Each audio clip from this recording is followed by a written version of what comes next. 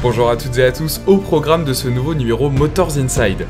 Le monde de la F1 apporte son soutien à l'Émilie-Romagne, Aston Martin et Honda s'associent pour 2026, McLaren et Williams avec une livrée spéciale à Monaco, et enfin le gouvernement souhaite voir le retour du Grand Prix de France. Les inondations qui ont touché l'Italie depuis le 1er mai ont fait d'énormes dégâts matériels et causé la mort de 14 personnes à l'heure où nous enregistrons cette émission. Après l'annulation logique du Grand Prix d'Émilie-Romagne, le monde de la Formule 1 s'est montré très touché par ces événements tragiques.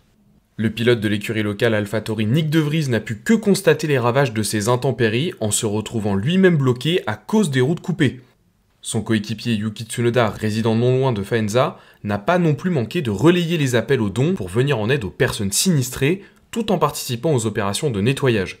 Dans le même temps, Ferrari et la F1 ont elles aussi montré leur solidarité avec les populations affectées et ont donné chacun 1 million d'euros pour venir en aide aux victimes et permettre les réparations.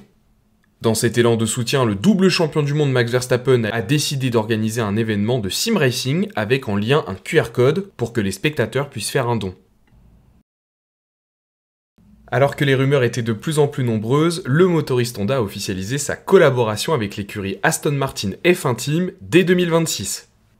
Un retour qui n'en est pas vraiment un, puisque la marque japonaise continue d'assembler et de fournir ses moteurs à Red Bull.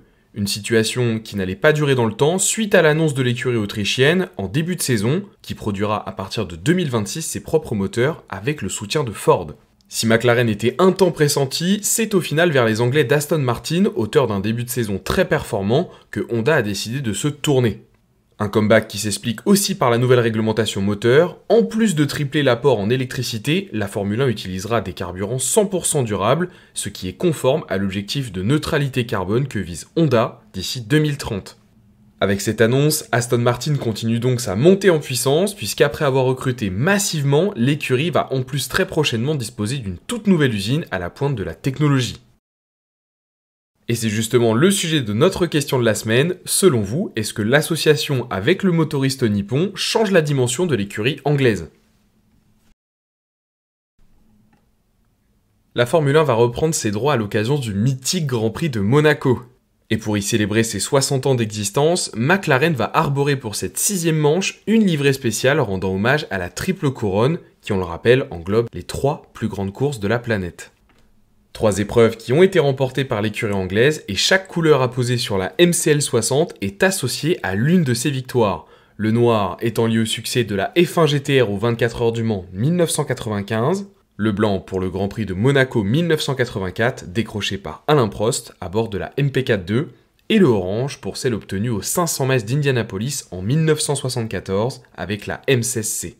Contrairement à 2021 où la livrée en collaboration avec Gulf avait été uniquement vue en principauté, celle-ci pourra être également visible une seconde fois cette saison sur la manche suivante lors du Grand Prix d'Espagne.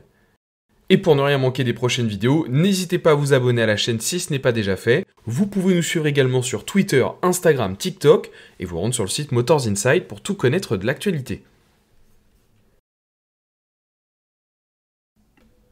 Nommé en février dernier président du circuit Paul Ricard, l'ancien pilote Jean Alesi avait regretté la disparition du Grand Prix de France au calendrier après son retour en 2018 et des 4 éditions qui ont suivi. Une perte qu'il a notamment justifiée par l'absence de soutien de la part du gouvernement et non d'un désintérêt de la Formula One Management. Plus récemment encore, le patron de la discipline Stefano Domenicali a confirmé cette tendance en soulignant que si le président de la République Emmanuel Macron voulait discuter sur un retour de l'épreuve, il serait tout à fait disposé à le faire. Si le chef de l'État n'a pas encore répondu, la ministre des Sports Amélie Oudéa-Castéra n'a pas manqué d'exprimer un avis positif face aux propos de l'Italien. Et que par conséquent, un travail pour établir une feuille de route allait être fait pour ensuite entrer en dialogue avec la Formule 1. Voilà, c'est tout pour l'essentiel de l'actualité Motors Inside, et à la semaine prochaine.